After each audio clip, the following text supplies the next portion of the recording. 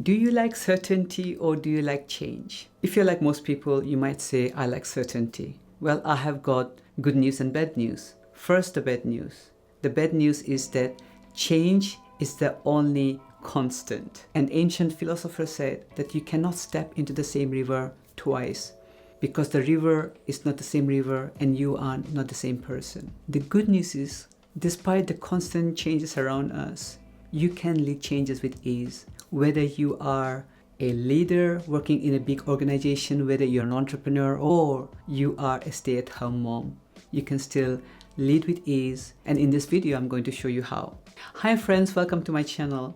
My name is Dr. Rani. I am a mental health coach and holistic psychiatrist. I help you overcome stress and burnout to unlock your exceptional brilliance and be the best version of yourself. As we all know, changes happen constantly, right? Even our body is changing constantly. We might have a day-to-day routine in mind, or I'm going to do this today, and we have a to-do list. It changes all the time. And if you're working in a high pressure environment at a workplace, you know that you might have all these things to do and all these deadlines to meet, and yet you can't because something else which is more urgent, more important has been brought to you and you need to deal with it. And so what can we do about it? I have developed 3 practices that I myself apply on a regular basis to keep me grounded. And I'm going to share with you all those 3 practices, starting with the first one, which I call 5-4-3-2-1 method. Now imagine this scenario. You wake up in the morning and you're already having a headache because you did not sleep well last night. Why? Because you had been constantly worrying about all the things that's going on at work and the things you need to do the next day. So you wake up in the morning with a headache, and then you remember everything you need to do. You remember that your colleague might be off sick again. You remember that you have got this deadline coming up, and also your child has got all these different clubs they go to, and then you have to pick them up and you have to sort out the dogs and all of these things. Welcome to the chaos of modern day living. And you're thinking, oh, I wish I could just go off sick today, and I know I can't. So it's a very negative way of starting the day. On the other hand, you wake up in the morning and you apply the 5-4-3-2-1 method and you're ready to go. You feel so centered, so grounded, despite all the challenges, despite all the changes happening all around you. And so what is the 5-4-3-2-1 method? It's very simple. And don't get fooled by something which is very simple. It's a simplicity that always works. And we need to come back to the basics of what makes our life flow, what makes our life amazing, what makes us feel with energy and love and expand the way we show up in the world. So 5 is about asking yourself, what are the 5 things I acknowledge myself for? And you can ask this right in the morning when you wake up. What are the 5 things I acknowledge myself for? And I'm talking about simple things. I acknowledge myself for waking up at the same time every single day. I acknowledge myself for going to the gym yesterday despite the hectic work. I acknowledge myself for spending some time with my partner. I acknowledge myself for giving thanks to the wonderful life I have got. I acknowledge myself for, you can say anything you want. But when you say it, just slow down and experience the acknowledgement that you are giving to yourself. You know what? Sometimes people say that I don't feel acknowledged at work. And rather than waiting to be acknowledged by someone else, either at work or at home, we can start acknowledging ourselves. And that's a really good grounded way to start the day, to expand our energy, to expand our vibrational energy, let me put it that way. 4 things I'm grateful for. And again, allow yourself to just slow down and consider that question. What am I grateful for? And I'm not talking about big things here. I'm talking about small things, simple things I can be grateful for. I'm grateful that I'm still alive. I'm grateful for the beautiful morning. I'm grateful for everything I have got in my life. I'm grateful for my loved ones. The most important thing is to experience it from the heart. Whenever you're slowing down in the morning, you've just woken up, and you're starting the day with these questions. Number 3, how can I look after myself today? Meaning self-care. Why is this important? You see, when we go about life as leaders of some kind, we are giving our best, and we want to give our best. And what that also means is that we can be quite hard on ourselves. Come on, you can do it. And then we can judge ourselves if we think we have failed. And like, oh, you could have done better. Come on, what's wrong with you? So there are ways we can always nurture ourselves. So when we ask ourselves, what 3 ways can I look after myself today? One of the ways could be, I'm going to be gentle with myself. I'm going to be kind with myself. I'm going to allow myself 5 minutes to just slow down. As simple as that. 2, how can I serve someone powerfully today? Now you might think, why is this important? We are talking about managing change and dealing with the pressure, and why do I have to serve someone? Here's the thing. To give is to receive. To serve others is also to be of service to ourselves. To be kind to others is also to be kind to ourselves, because we are always projecting. Unconsciously, we project our insecurities, we project our frustration, and so we can also do the same with kindness. We can project our love. We can really serve someone. So imagine you are working in the workplace and you are going through challenges and changes. Guess what? Your colleague is also going through exactly the same. The person you line manage is going through exactly the same. And you're a leader, right? So you can serve them. And it's up to you how you want to serve them. But serve them unconditionally, not expecting anything in return. And see what happens to you. The feel-good hormone will go up. You can serve someone by acknowledging them genuinely from the heart. Hey Mark, thank you so much for what you did for me yesterday. I know you already had a lot of work. Just took yourself away from your desk and did this for me. This is really important for me. And so thank you. Thank you from the bottom of my heart. It just takes a few minutes. And yet, by you acknowledging someone, by you going out of your way to thank someone, this is serving them. You could also serve someone by asking them, do you need any help?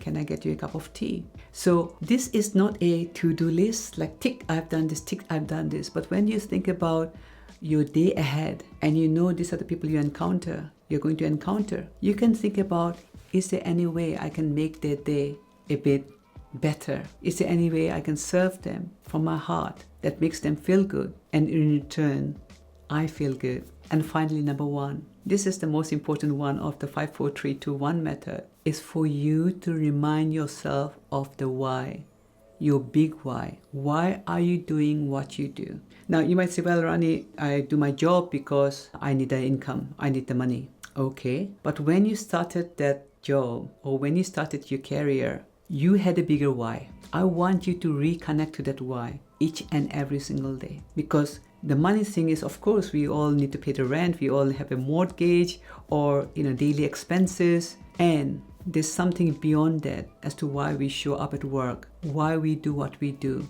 why we even look after our family. So I want you to ask or reconnect to your big why. What is the purpose of my life?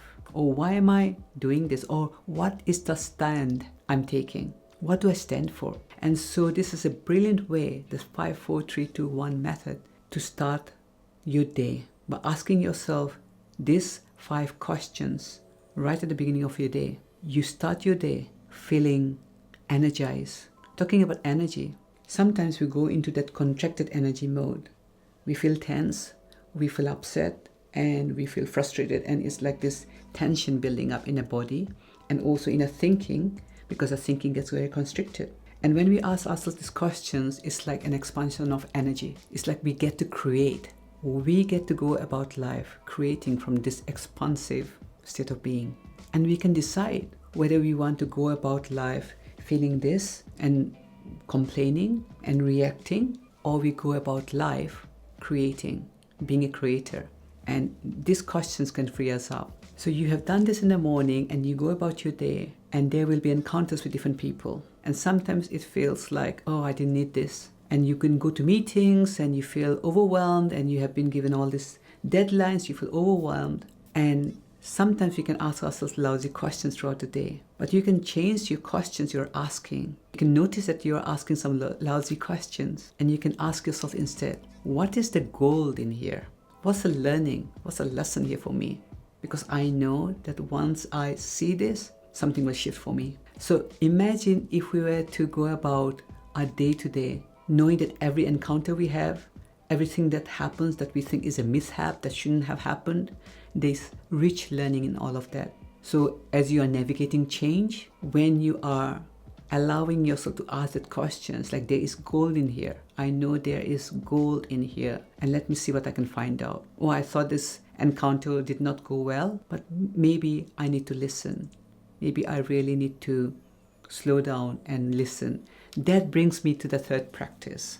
It's listening. Now, whether you're a coach or whether you are a leader, whether you are just an employee, you think, or you have any other roles, listening is key. Now, I'm not going to talk about active listening or this is what you need to do to listen. We all think we are good listeners. And I'm going to give you a distinction called dog shit listening and God listening, and see what comes up for you. I'm part of a coaching school for coaches called AJC Coaching School. Last year, we did an exercise in school about listening. So we were asked to imagine that we are listening to someone we don't get on very well with. And so you can imagine my listening won't be good, right? If I'm listening to someone and I don't get on well with them, I will have all kinds of thinking going on. Like, yeah, you keep saying this. My listening will be clouded by my thinking. I might think I'm listening and I might be nodding, but I might be waiting for my turn to speak. So that's one kind of listening, and that's dog shit listening. I know this stuff already. The other kind of listening is God listening. Now, I don't want you to be put off by the word God, but I want you to get this. Think of someone in your life, whether they are alive or they're dead, or a celebrity or a kind of spiritual person that you absolutely love. And imagine you are listening to them and you know that whatever they say is going to be very powerful and gold. There will be gold, and this will be lots of learning for you. Your listening will be very different to the first kind of listening, the dog shit listening, which is, yeah, I know, to like, I'll just listen with nothing in the mind. So anyway, back to the story. When I was in the school last year and we were asked to do this exercise, and our coach, Uncle Jane, asked us to think of someone we would really listen to, a person did not come to my mind. I was thinking like, if I knew God or a higher intelligence or a higher power or whatever you want to say is speaking to you, and you knew it was God or that higher power, I would just listen. You would just listen, won't you? Without anything in your mind, without questioning it. That's the God listening. And then I spoke about it, and my colleagues resonated with what I was saying. And don't get me wrong, I don't always do God listening, but it's a good reminder. Am I being in the God listening mode, or am I being in the dog shit listening mode? Why am I telling you the story, and why am I saying this is important? When you go about navigating changes, it's so easy to keep listening with the dog shit listening mode. And then we get more and more overwhelmed. We have a lot of thinking and beliefs about what this is going to mean. And we form our own perceptions, and we can get more and more stressed. And guess what? We have more and more of this constricted energy. And when our key practice that we explore every single day, that we apply every single day, is one of God listening. Let me just listen. Let me just listen to what this person has to say with complete openness. Something is going to shift in us. We are going to feel grounded. You see, if we are a leader, we need to be effective communicators. And the key to effective communication is listening.